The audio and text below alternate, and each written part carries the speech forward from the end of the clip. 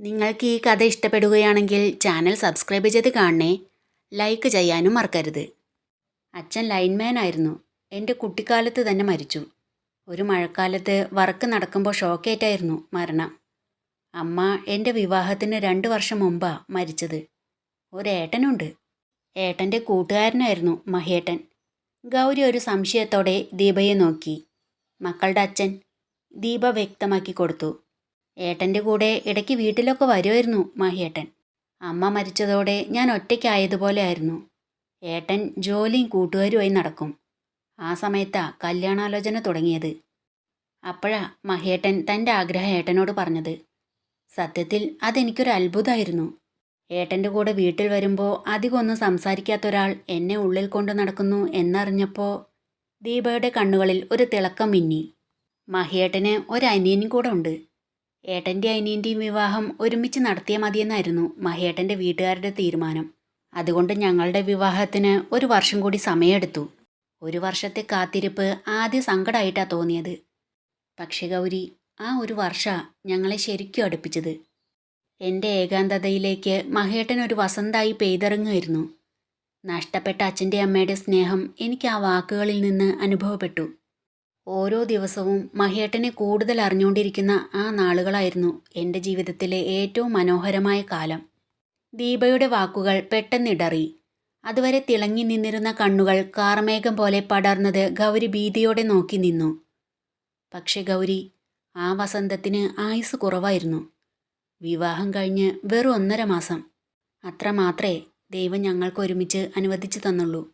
താലിമാലയുടെ തിളക്കം മായുന്നതിനു മുൻപ് ഞാൻ വീണ്ടും ഒറ്റയ്ക്കായി. ഒരു നിഴൽ പോലെ കൂടെ ഉണ്ടാകുമെന്ന് വാക്ക് തന്ന ആൾ പാതി വഴിയിൽ കൈവിട്ടു പോയി. ഏട്ടൻ്റെ തണലിൽ നിന്ന് മഹേട്ടൻ്റെ തണലിലേക്ക് മാറി എനിക്ക് പെട്ടെന്ന് ആ തണലുകളെല്ലാം നഷ്ടപ്പെട്ടപ്പോൾ മുന്നിൽ വലിയൊരു ശൂന്യതയായിരുന്നു. ദീപയുടെ ശബ്ദം നേർത്തു വന്നു. മരിക്കാൻ തോന്നിയ നിമിഷങ്ങളായിരുന്നു അത്. ദീപയുടെ വാക്കുകളിൽ ഒരു പ്രത്യേക ആദരവ് നിറഞ്ഞു. ആ നിമിഷങ്ങളിൽ എനിക്ക് താങ്ങായി നിന്നത് മഹിയേട്ടൻ്റെ അനിയനായിരുന്നു. സ്വന്തം ഏട്ടനെ ജീവനായിരുന്നു അവന്. ആ തകർച്ചയ്ക്കിടയിലും അവൻ തൻ്റെ സങ്കടം ഉള്ളിലൊതുക്കി എനിക്ക് കാവലിരുന്നു, ഒരു കൂടപ്പിറപ്പിനെ പോലെ. വിവാഹത്തിൻ്റെ ആഘോഷങ്ങൾ അവസാനിക്കും മുൻപേ ആ വീട്ടിൽ പടർന്ന ഇരുട്ടിൽ ഞാൻ പകച്ചു നിന്നപ്പോൾ അവനാ എനിക്ക് വെളിച്ചായത്. ഏട്ടത്തി ഒറ്റയ്ക്കല്ല, ഏട്ടൻ പോയെങ്കിലും ഈ അനിയൻ കൂടെ ഉണ്ടാകും എന്നവൻ പറയുമ്പോൾ ആ കണ്ണുകളിൽ കണ്ടത് വെറും വാക്കുകളായിരുന്നില്ല. ദീപ ഓർമ്മകളിലേക്ക് ഊളിയിട്ടു. അന്ന് എൻ്റെ വയറ്റിൽ മഹേട്ടൻ്റെ കുഞ്ഞുങ്ങളുണ്ടെന്നറിഞ്ഞപ്പോൾ അവൻ്റെ കണ്ണുകളിൽ നിറഞ്ഞത് ഞാൻ കണ്ടു. ഏട്ടൻ്റെ അവസാനത്തെ അടയാളങ്ങളെ പൊന്നുപോലെ നോക്കുമെന്ന് അവൻ എനിക്ക് വാക്ക് തന്നു. അച്ഛനും അമ്മയും ഭർത്താവും നഷ്ടപ്പെട്ട എനിക്ക് ദൈവം ബാക്കി വച്ച ഏക തണൽ അവനായിരുന്നു. ഒരു തരി പോലും വിഷമം എന്നെ അറിയിക്കാതെ, ഒരു കുറവും വരുത്താതെ അവൻ എന്നെ ചേർത്ത് പിടിച്ചു. പക്ഷേ വിധി അവിടെ എന്നെ തോൽപ്പിച്ചു. എന്തുപറ്റി അനിയനും? ഗൗരി കണ്ണുകൾ തുടച്ചുകൊണ്ട് ആകാംക്ഷയോടെ ചോദിച്ചു. ഇല്ല, ചില മാനസിക പ്രശ്നങ്ങൾ അവനെ തളർത്തി. ഞാൻ വീണ്ടും തനിച്ചായി. ആ വീട്ടിൽ നിന്ന് എനിക്ക് ഇറങ്ങിക്കൊടുക്കേണ്ടി വന്നു. ഏട്ടൻ്റെ വിവാഹം കഴിഞ്ഞപ്പോൾ ഏട്ടന് ഞാനൊരു ബാധ്യതയായി. മക്കളെ ഓർത്ത് എങ്ങനെയൊക്കെയോ ഞാനവിടെ ജീവിച്ചു പോന്നു. എൻ്റെ കണ്ണീര് കണ്ടിട്ടാവാം ദൈവം ഒന്നലിഞ്ഞത്. 2-3 വർഷത്തെ ദുരിത ജീവിതത്തിനൊടുവിൽ മഹേട്ടൻ്റെ അനിയൻ പൂർണ്ണ ആരോഗ്യവാനായി എന്നെ മക്കളെയും തേടി വന്നു. കണ്ണീര് സാരി തലപ്പുകൊണ്ട് തുടച്ചുകൊണ്ട് ദീപ തുടർന്നു. വീണ്ടും അവൻ എന്നെ ചേർത്ത് പിടിച്ചു. ഇപ്പോഴും ഞാനും മക്കളും അവൻ്റെ തണലിലാണ് കഴിയുന്നത്. മിഴികൾ നിറഞ്ഞു തുളുമ്പുമ്പോഴും ചിരിക്കാൻ ശ്രമിച്ച് ഗൗരി ദീപയുടെ കണ്ണുനീർ തുടച്ചുകൊണ്ട് പറഞ്ഞു. കരയില്ലേ ചേച്ചി, ചേച്ചിയുടെ മനസ്സ് നല്ലതാ. അതുകൊണ്ടാ അതുപോലെ ഒരു അനിയനെയും തങ്കം പോലത്തെ 2 മക്കളെയും ദൈവം തന്നത്. അമ്മേ, വിശക്കുന്നു, കഴിക്കാൻ എന്ന് പറഞ്ഞുകൊണ്ട് മണിക്കുട്ടനും ചിന്നുമോളും അവരുടെ അടുത്തേക്ക് ഓടി വന്നു. ദീപ അവർക്ക് കഴിക്കാൻ എടുത്തു കൊടുക്കുമ്പോൾ ഗൗരി പറഞ്ഞു. ചേച്ചി, സമയം ഒരുപാടായി, ഞാൻ ഇറങ്ങുക. നിക്ക് ഗൗരി, ഞാൻ ഒരു ഓട്ടോ വിളിച്ചു തരാം എന്ന് പറഞ്ഞ് ദീപ ഫോൺ എടുത്തു. ഓട്ടോ വന്നപ്പോൾ ദീപ ഗൗരിയോട് പറഞ്ഞു. നിന്റെ വീട്ടിലെ ആരുടെയെങ്കിലും ഫോൺ നമ്പർ തായോ? ഇത്ര വൈകി ചെല്ലുന്നതല്ലേ, നീ സേഫായി എത്തിയോ എന്നറിയാനാ. പിന്നെ വീട്ടിൽ വൈകി എത്തിയതിന് വഴക്ക് പറഞ്ഞോന്നും അറിയണം. ഞാൻ കുറച്ച് കഴിഞ്ഞ് വിളിക്കാം.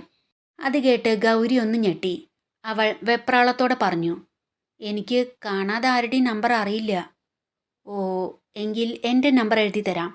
വീട്ടിലെത്തിയ എൻ്റെ നമ്പറിലേക്ക് വിളിക്ക്, ദീപ പറഞ്ഞു. ശരി, എന്തു പറയണമെന്നറിയാതെ ഒരു പരവേശത്തോടെ അവൾ പറഞ്ഞു. ഗൗരി ഓട്ടോയിൽ വീട്ടിലേക്ക് പോയിക്കൊണ്ടിരിക്കുമ്പോഴും ദീപയുടെ കാര്യങ്ങൾ തന്നെയായിരുന്നു മനസ്സിൽ.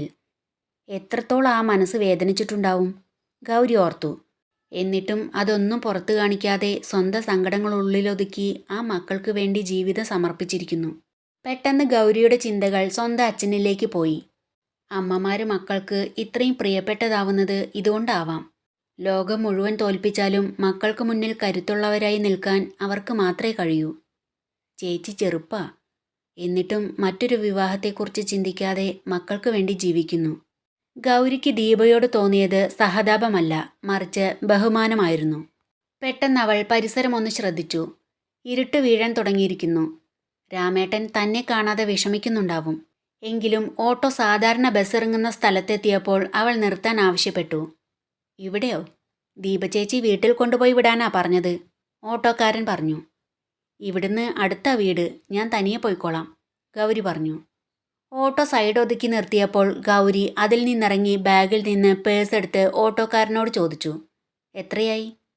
ദീപചേച്ചി തരാന്നാ പറഞ്ഞിരിക്കുന്നത്, ഓട്ടോക്കാരൻ പറഞ്ഞു. അത് വേണ്ട, ഞാൻ തരാം, ഗൗരി പറഞ്ഞു. ഓട്ടോ വാടക നൽകിയ ശേഷം അവൾ ധൃതിയിൽ വീട്ടിലേക്കുള്ള വഴിയിലൂടെ നടന്നു. മഹാദേവ, ഒരുപാട് വൈകിയല്ലോ. രാമേട്ടൻ എന്നെ കാണാതെ വിഷമിച്ച് നിൽക്കുന്നുണ്ടാവും. ഇനിയിപ്പോൾ രാമേട്ടൻ സാറിനെങ്ങാനും വിളിച്ച് ചോദിച്ചിട്ടുണ്ടാവുമോ? ഞാൻ ഇതുവരെ എത്തിയിട്ടില്ലെന്നറിഞ്ഞ അയാളിൽ നിന്ന് വഴക്കുറപ്പാ, അവൾ ആകുലതയോടെ ചിന്തിച്ചു. ഇരുട്ടു വീണ വഴിയിലൂടെ വേഗത്തിൽ നടക്കുമ്പോൾ പുറകിൽ നിന്ന് ഒരു വണ്ടിയുടെ വെളിച്ചമടിച്ചു. അവൾ പെട്ടെന്ന് തന്നെ റോഡിൻ്റെ വശത്തേക്ക് ഒതുങ്ങി നിന്നു. ആ കാറിൽ ദേവനും രവിയുമായിരുന്നു. റോഡരികിലൂടെ നടന്നു പോകുന്ന രൂപം കണ്ടപ്പോൾ തന്നെ ദേവൻ തിരിച്ചറിഞ്ഞു. അത് ഗൗരിയല്ലേ? ഈ നേരത്തെന്താ അവളിവിടെ? ദേവൻ അത്ഭുതത്തോടെ ചോദിച്ചു. രവി കാർ ഗൗരിയുടെ തൊട്ടടുത്ത് നിർത്തി. തൻ്റെ അരികിൽ വന്ന് നിന്ന കാർ കണ്ട് ഗൗരി ഭയന്നുപോയി. അവൾ പകച്ചു നിൽക്കുമ്പോൾ കാറിൻ്റെ ഡോർ തുറന്ന് ദേവൻ പുറത്തിറങ്ങി. ദേവനെ കണ്ടതും ഞെട്ടലോടെയും അതിലേറെ പരിഭ്രമത്തോടെയും അവൾ തറഞ്ഞു നിന്നുപോയി. നീ എന്താ ഈ നേരത്തിവിടെ? ഓഫീസിൽ നിന്നിറങ്ങിയിട്ട് എത്ര നേരായി? ദേവൻ ഗൗരവത്തോടെ ചോദിച്ചു. അത് ഞാൻ സാധാരണ വരാറുള്ള ബസ് മിസ്സായി, ഗൗരി വിക്കലോടെ പേടി മറച്ചുവെക്കാൻ ശ്രമിച്ചുകൊണ്ട് പറഞ്ഞു. ആ ബസ് പോയാൽ പിന്നെ ബസ്സുകളൊന്നും ഉണ്ടായിരുന്നില്ലേ? ദേവൻ്റെ സ്വരത്തിൽ ദേഷ്യം പടരുന്നത് അവൾ അറിഞ്ഞു. ഉണ്ടായിരുന്നു, പക്ഷേ ദീപചേച്ചി പറഞ്ഞു നടന്നു പോകാന്ന്, ഗൗരി പതുക്കെ പറഞ്ഞു. അവിടുന്ന് ഇതുവരെ നീ നടന്നു വരുവാണോ? ദേവൻ അവിശ്വസനീയതയോടെ ചോദിച്ചു.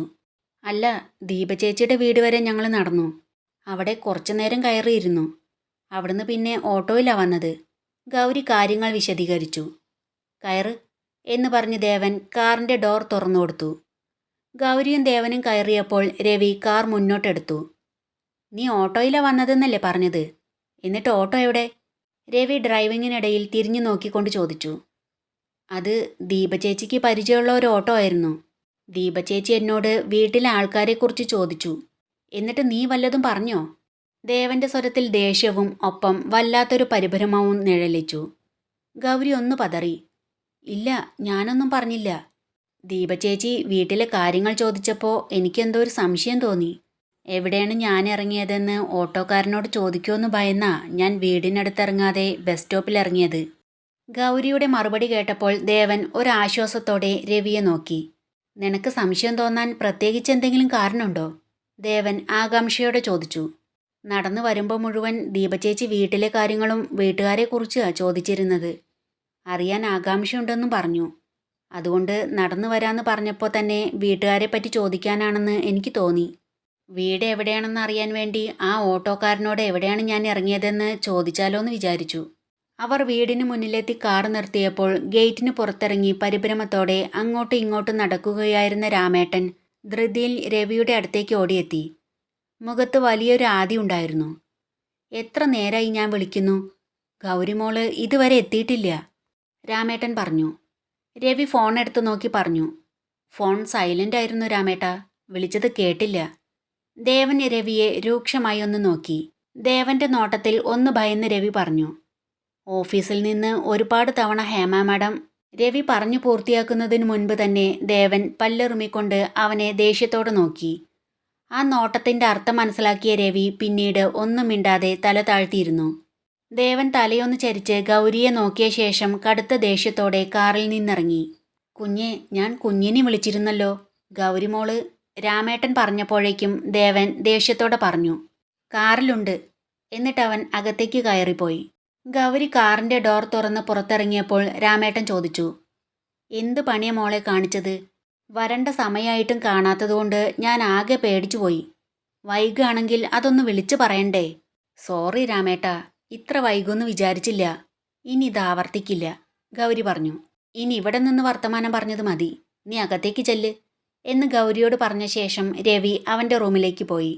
രാമേട്ടൻ ഗൗരിയുടെ അടുത്തേക്ക് വന്ന് പറഞ്ഞു, മോളെ കാണാത്തതുകൊണ്ട് സന്ധ്യയ്ക്ക് വിളക്ക് ഞാൻ കൊളുത്തി. ഉണ്ടാക്കി വെച്ച ചായ ഇപ്പം തണുത്ത് കാണും. മോള് വേഗം പോയി കുളിച്ചു വാ, അപ്പോഴേക്കും ഞാൻ ചായ ചൂടാക്കി വയ്ക്കാം എന്ന് പറഞ്ഞ് രാമേട്ടൻ അടുക്കളയിലേക്ക് നടന്നു. ഗൗരി പതിയെ തൻ്റെ റൂമിൻ്റെ മുന്നിലെത്തി ഡോർ തുറന്നതും കണ്ട കാഴ്ചയിൽ അത്ഭുതം കൊണ്ട് വാ പൊളിച്ചു നിന്നുപോയി. വിശ്വസിക്കാനാവാതെ അവളുടെ കണ്ണുകൾ വിടർന്നു.